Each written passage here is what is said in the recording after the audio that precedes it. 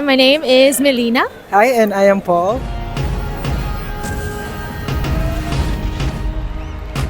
I wanna ask you, ano ang feeling mo ngayong nandito ka na sa The Clash Arena?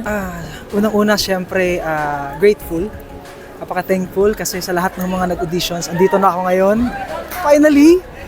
So, tagal ko din tong pinangarap na makatungtong dito. And ayun, nakakakaba, syempre. Sino ba hindi kakabahan? So, nanginginig, no? Totoo. Pero siguro, iniisip ko na lang na, syempre, I'll just do my best. Yeah. And ayun, si Lord na bahala.